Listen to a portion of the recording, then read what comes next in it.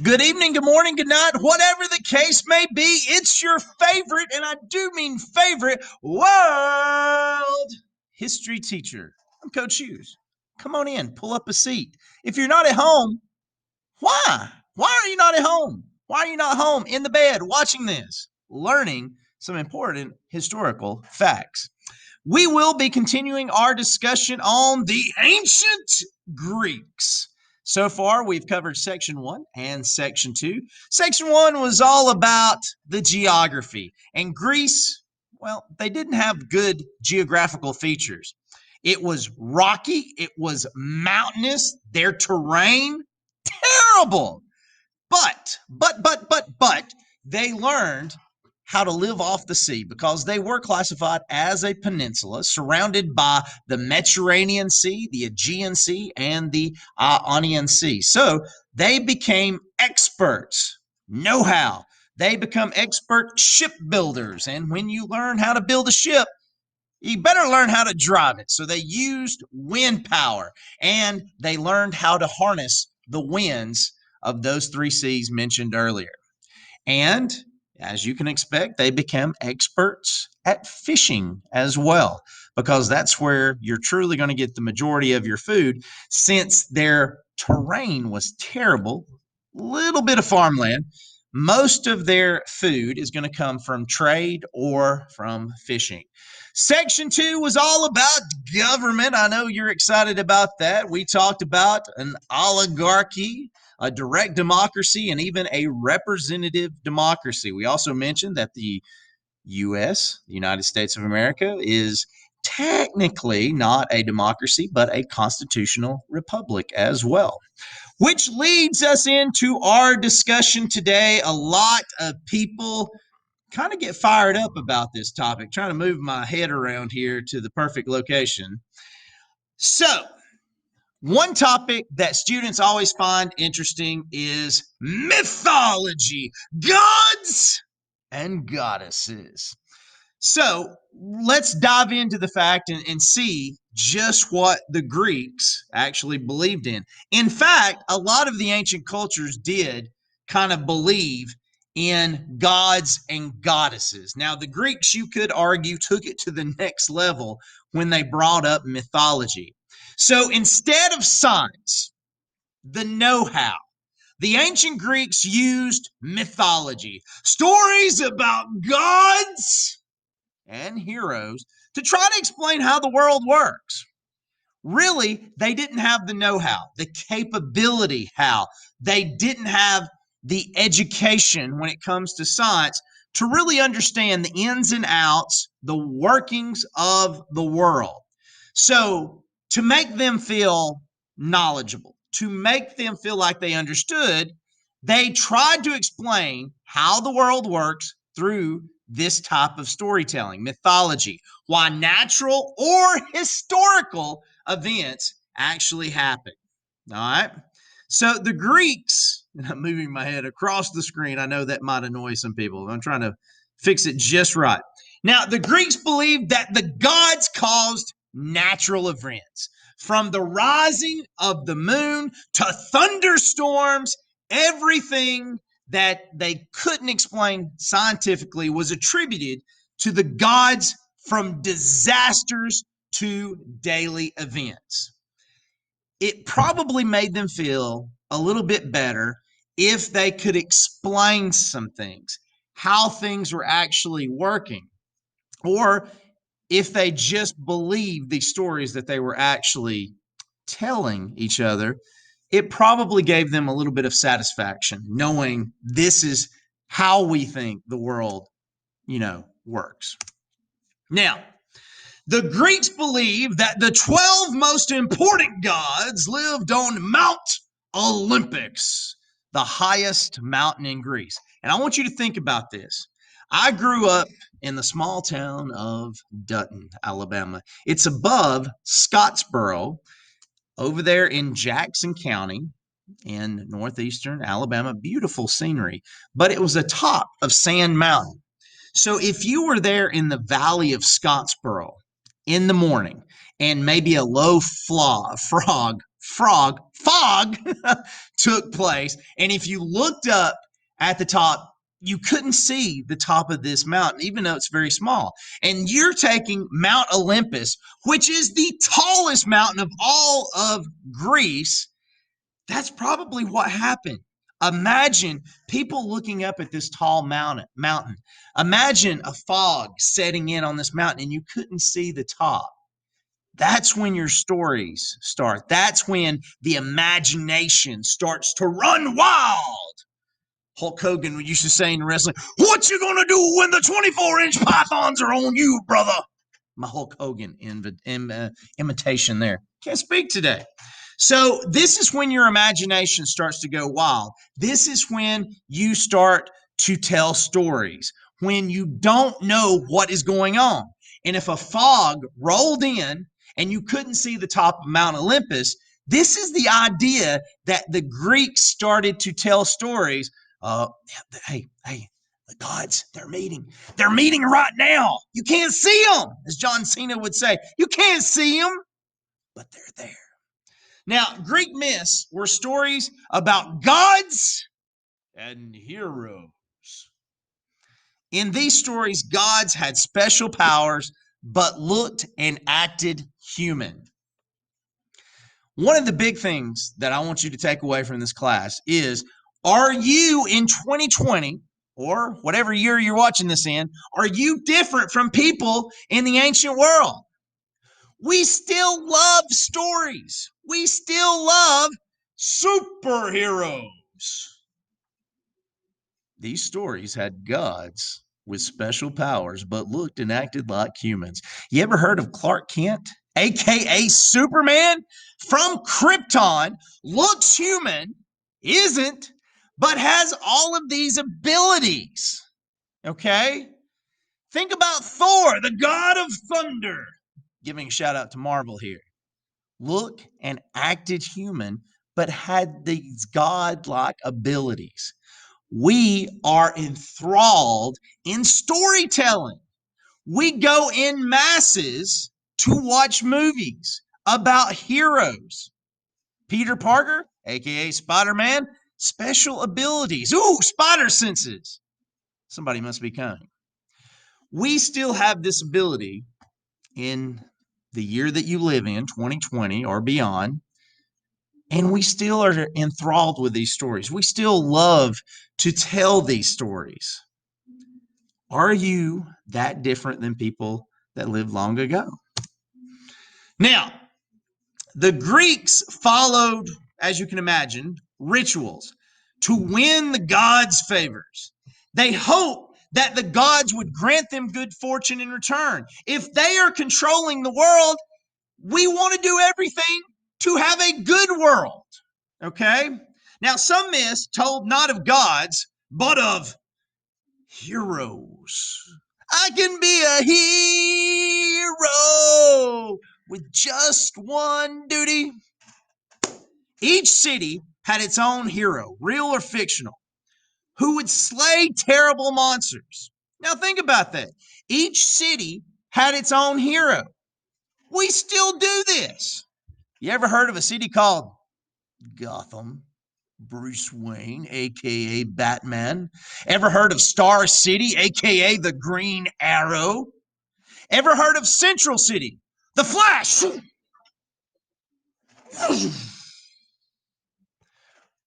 Metropolis, Superman. I could go on and on. I'm a comic buff, okay?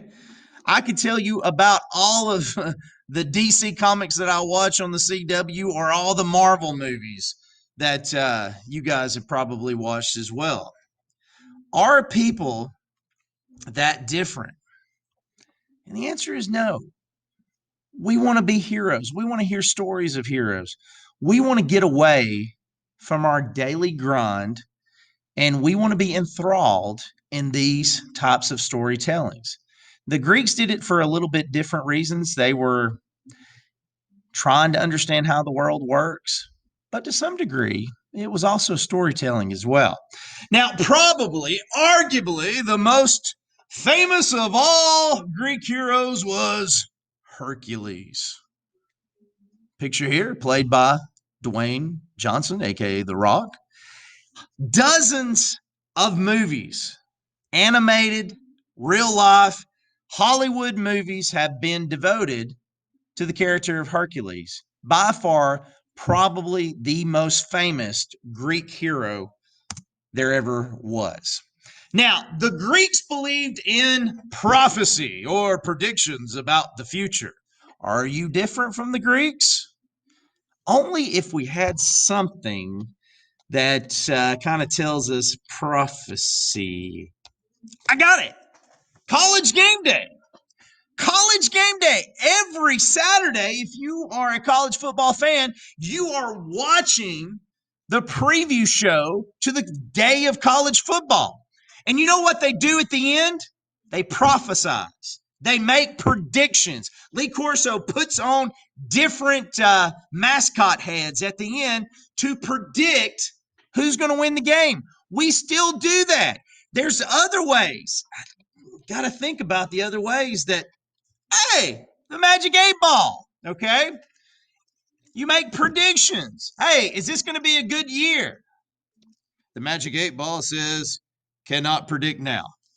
Well, I can tell you 2020, probably not going to be a good year. But we have these and they sell like hotcakes. We love to think about the future. We make predictions.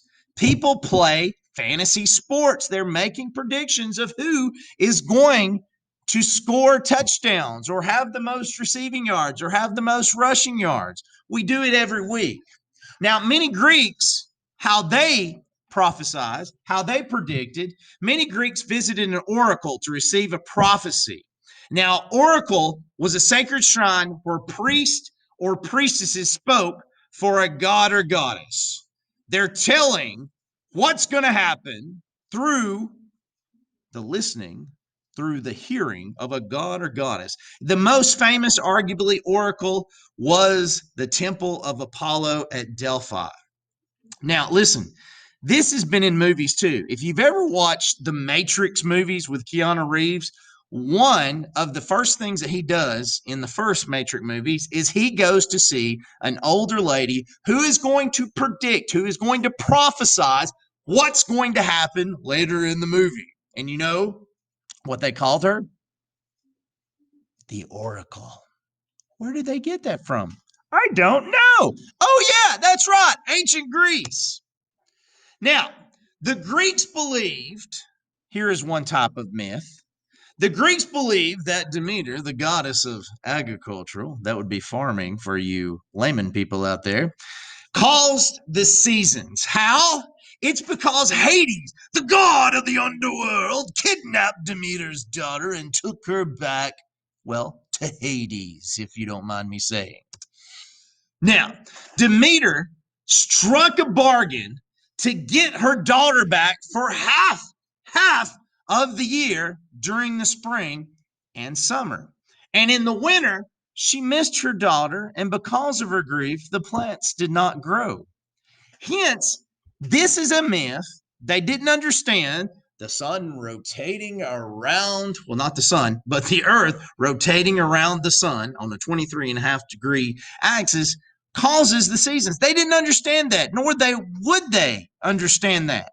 So they came up with this story to kind of explain why we have our spring, summer, fall, and winter. So when the spring happens, Demeter's daughter returns from Hades. Her face changes. She's delighted. She's happy. She smiles and everything starts to bloom. And the longer that Demeter's daughter is with her, everything brightens up. It turns green. Summer. And then Demeter's daughter has to go back to Hades. When she first leaves, that's fall. Everything starts to dry up, turn brown, and wither. And the longer that her daughter is away, the leaves fall off and everything looks just gone. That's how the Greeks told the story. Now, for the test, for the quiz, you need to know some of the most important gods. In fact, here's the top 12. I feel like David Letterman. Who's David Letterman? Used to be a talk show host on CBS. The top 12 gods and goddesses. Well, number one on that list is Zeus, king of the gods, the god of the sky and weather, and throws a mean lightning bolt, if I do say so myself. Hera, the goddess of marriage and family, the queen of the gods, if you would. Poseidon, the god of the seas. That's who we've got a picture of right here. Hades, as we mentioned a few minutes ago when we were talking about Demeter, the god of the underworld. You don't want to go to Hades, my friends. Athena, the goddess of wisdom. Apollo, god of light, aka the sun. Next up, we have Artemis, the goddess of the moon and hunt. Ares, look at me. Look at the 24-inch pythons, baby. Whoa, the god of war. Aphrodite. There's a great song about Aphrodite, the goddess of love and beauty. Oh, these others are getting on me on pronunciation. Hestaphes, the goddess of fire. Probably did not say that right. Don't email me. Hermes, the messenger god, and Hestia, the goddess of the fireside. So these are the top 12 gods that we mentioned earlier that would reside on Mount Olympus, the highest mountain in all of Greece. All right. Now, let's talk about ancient Greek literature for a few minutes. Because of their love of stories, and they did love stories, Greek writers produced some of the world's most famous stories. Greek poems, for example, are some of the oldest in the Western world and serve as models for modern day European and American poems and storytellers. The Greeks did that. They started that. Now, Circle C, this is going to be on the quiz, it's going to be on the test. An epic is a long poem about heroic deeds. Now, among the earliest and most influential are the epic poems, the Iliad and the Odyssey. Very long. Trust me. When you get to college, you're probably going to have to read them. And they were written by a poet named Homer. No, not that Homer. He doesn't have Simpson as his last name. So Homer is thought that he lived probably somewhere between the 800s and 700s BC. Scholars are not sure really if Homer actually existed. We're going to go with yes, he did. But the poems were central to Greek lore and education. If you were a Greek, you studied the Iliad. If you were a Greek, you studied the Odyssey. So what were they about? Well, circle F and G. Know it for the quiz, know it for the test. The Iliad told the story of the Mycenaean War with the Trojans, aka the Trojan War. And, well, that involves the Trojan horse as well. The Odyssey is told of the Greek hero Odysseus' long journey home after the Trojan War. And they are very, very long.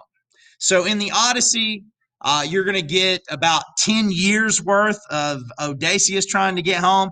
And the Iliad, you're going to get the story of the Trojan horse. And some people would argue even if that happened. Other forms of literature were popular. You have the lyric poetry recited while playing the lyre. A lot of people did that. It's kind of like one of those coffee house scenes where you click when the poems are finished reading, except for these types of poems, they would play the lyre. The most famous lyric poet, I hope I'm saying her name right, Sappho. Now, fables, circle I, are short stories that offer the readers lessons on life and were also popular. Circle J, the most famous fable writer was Aesop, who was said to live sometimes probably before 400 BC. Aesop's fables are still commonly told today, and you yourself, yes, you watching this video right now, are probably one of those individuals that have heard of Aesop's fables without really knowing that you heard of a guy named Aesop. Probably the most famous is the ant and the grasshopper, or maybe even more popular, the tortoise and the hare. Who knows? Now, Circle K. Drama is a story told by actors who pretend to be characters, well, in that story. The Greeks used drama as part of their religious festivals, and as you can imagine, they absolutely loved entertainment. The Greeks developed two types of drama. You need to know both for the quiz and the test: tragedies and comedies. Except you better watch the definition because they're not exactly in tune with today's.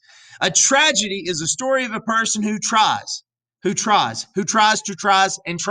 to overcome difficulties, but ultimately fails. A comedy is just a story with a happy ending, not necessarily, ha ha, look at me, I'm Jim Carrey.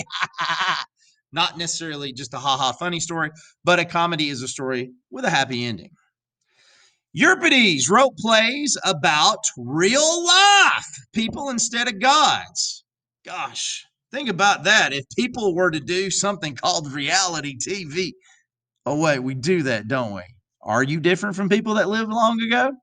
Aristophanes wrote comedies that made fun of leading politicians and scholars. Glad we don't do that anymore, especially late night TV and talk show hosts. Oh, wait, we do that still. Greek literature, language, and art have had a great influence on modern culture. The English language is peppered all over with Greek expressions, such as a long journey, for example, is called an Odyssey after Odysseus. Now, many places are named after Greek gods, even to this day. Greek myths and stories have inspired painters, writers, and filmmakers for centuries. And it's true. Now, you don't have to do this, but I want you to think about it. Name one area in which Greek myths have influenced our culture today. Well, have you had time to think about it? Look as far as the last 10 years from Iron Man leading up to Endgame. That's how it's influenced. All right, ladies and gentlemen, that does it. Another fun-filled, exciting lecture from Coach Hughes, your favorite virtual history teacher out here in virtual world. Until next time, God bless, take care, and as always from me, I have to say it, roll tide.